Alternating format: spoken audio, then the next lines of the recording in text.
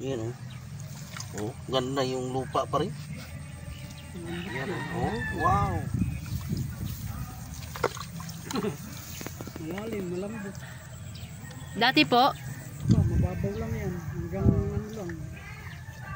kapag ka po malalim na yung lupa, malalim na po napupuntahan ng root system ng halaman. Ano? Ba? Kaya matitibay siya. Oo. Pero dati sir, dito lang sa bandang kuanan Mababaw lang dati. Mga isang dangkal lang ganyan. Pero ngayon napakaganda saka malamig gani. Isang beses pa nga nabubomba ng, ng organic. Ay, ngayong linggong ito, magbubomba ako ng Yan.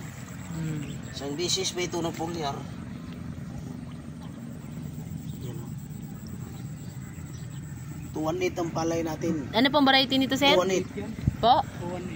218. 218. Kaso hindi, hindi yung purong galing sa munisipyo. Oh, Wala may halo kundi. Ay, pinilihan naman yan. Nakabili nga ako ng 1.6 pa rin.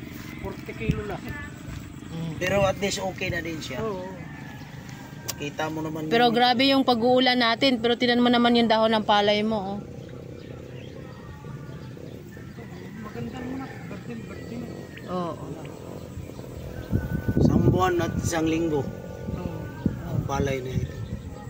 Isang buwan at isang linggo. Opo. Pero ang one niya guys, dito na guys. Oh. Oo. Makadalawang boosting ito. Ibig sabihin 37 days ito. Ay ilang araw na lang ay magbubuntis na po ito. Sakto ang banat eh. 2 buwan yan, Mike. Oo. Tagal-tagal yan, 218. Oo, 120 days. Pag nabuntis na yan, bubumbahin ko na yan. Oo. Palagay ko yung makapal na yan pagka ano na yan.